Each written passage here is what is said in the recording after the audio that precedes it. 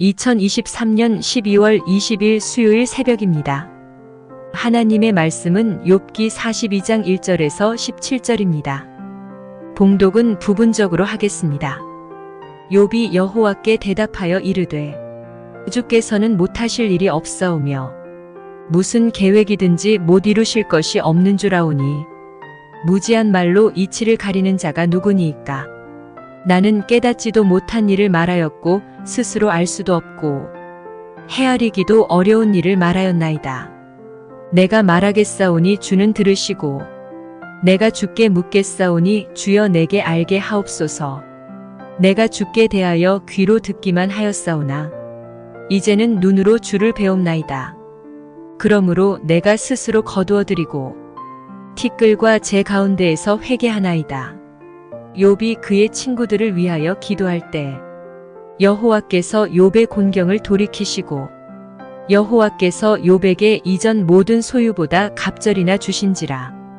이에 그의 모든 형제와 자매와 이전에 알던 이들이 다 와서 그의 집에서 그와 함께 음식을 먹고 여호와께서 그에게 내리신 모든 재앙에 관하여 그를 위하여 슬퍼하며 위로하고 각각 캐시타 하나씩과 금 고리 하나씩을 주었더라.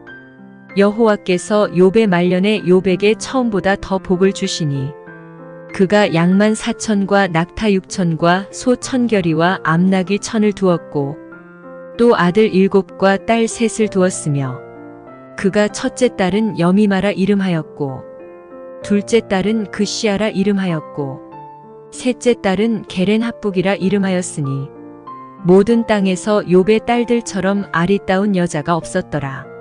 그들의 아버지가 그들에게 그들의 오라비들처럼 기업을 주었더라.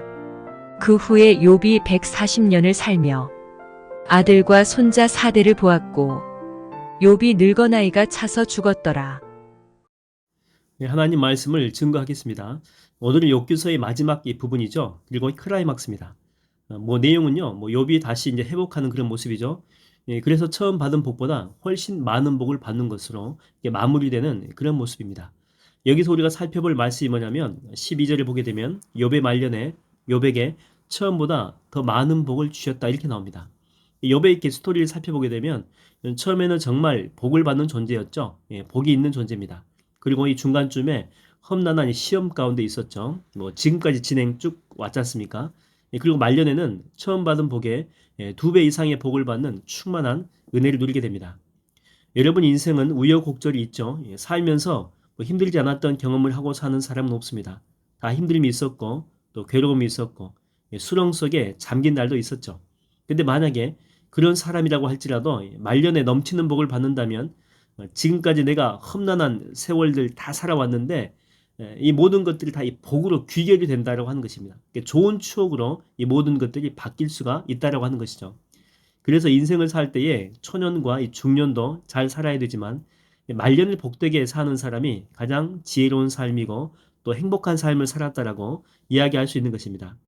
저는 여러분들이 이 말년의 인생이 늘 복됨이 넘치게 되기를 주의 이름으로 축원드립니다.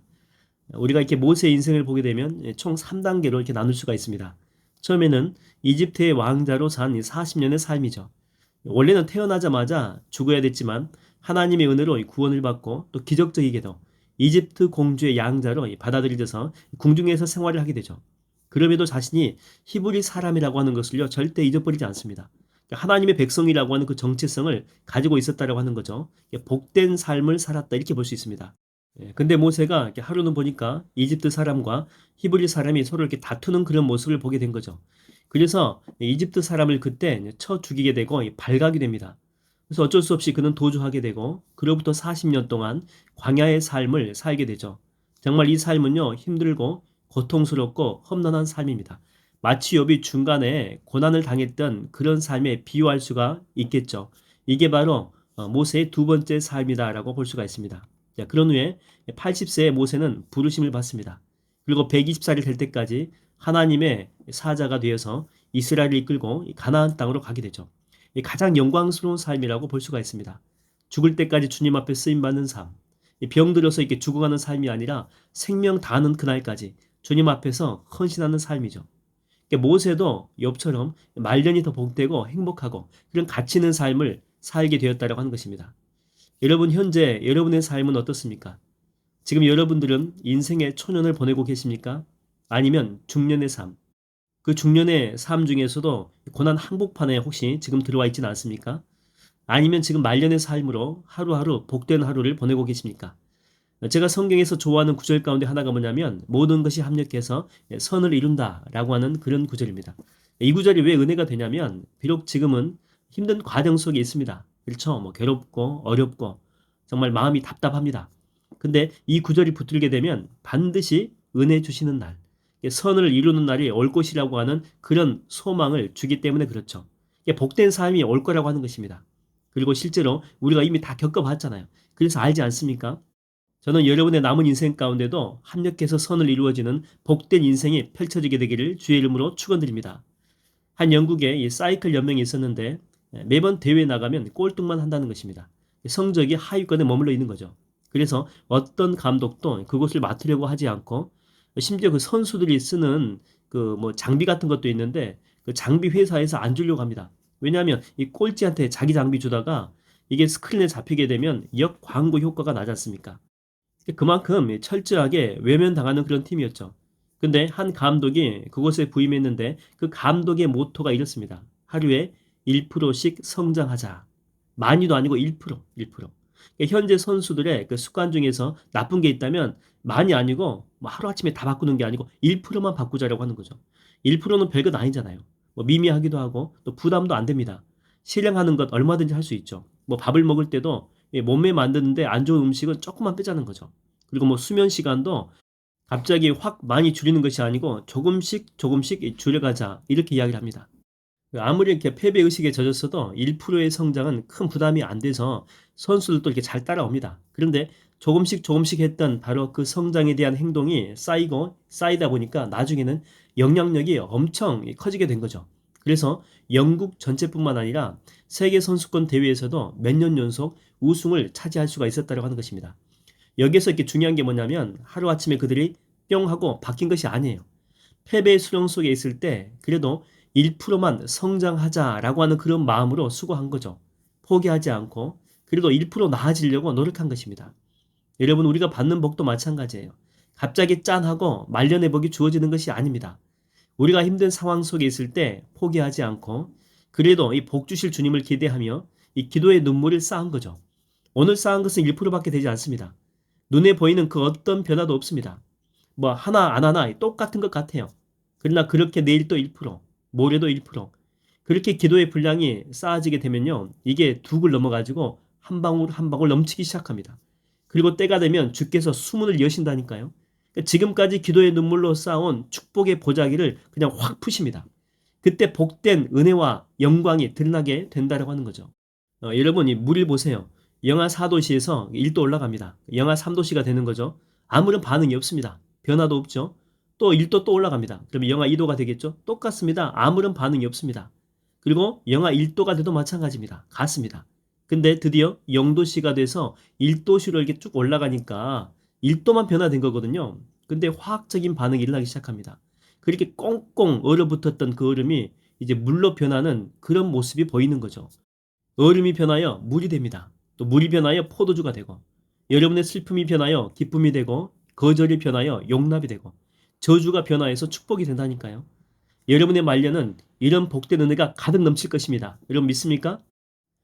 욥이 고난의 시간을 보낼 때 물론 뭐 그 당시 너무 힘드니까 불평할 때도 있었고 하나님의 정의에 대해서 의심한 적도 있었습니다. 분명히 있었어요. 그래서 회개하잖아요.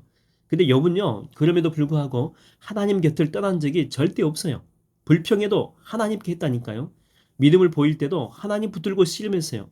바로 그 모습이 한 걸음 한 걸음 하나님의 시간표를 향해서 나아간 거잖아요. 여러분 힘들 때 우리가 기도원 가고 또 금식하고 또 철야기도 하고 일천번제하기도 하고 이런 모든 것들이 다 뭡니까? 그렇죠? 하나님을 향해서 한 걸음 한 걸음 나아가는 거잖아요. 여러분 그래서 포기하지 마십시오. 욥이 받은 그 복, 축복의 복 여러분도 반드시 받게 될 줄로 믿습니다. 지금까지는 내가 귀로 주님에 대해서 듣기만 했는데 이제는 친히 주님을 배웁니다. 저는 여러분의 삶에도 그날이 반드시 올 줄로 믿습니다. 할렐루야. 기도하겠습니다. 하나님 아버지 감사합니다. 욥은 마침내 승리했고 하나님이 주시는 엄청나게 많은 축복들을 거머쥐는 하나님의 약속의 사람이 되었습니다. 하나님 우리 삶도 마찬가지입니다.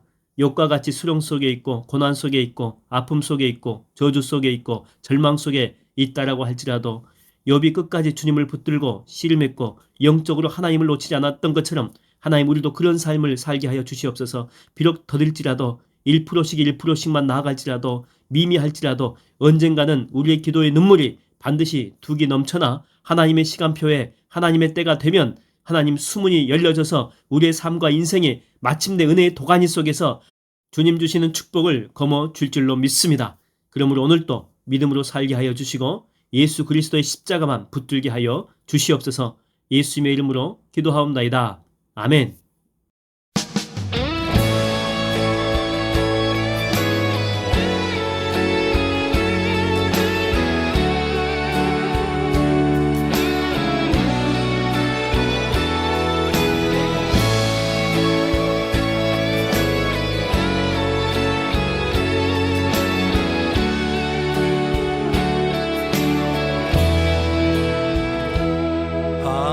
하나님의 사랑을 사모하는 자, 하나님의 평안을 바라보는 자, 너의 모든 것 창조하신 우리 주님이 너를 얼마나 사랑하시는지.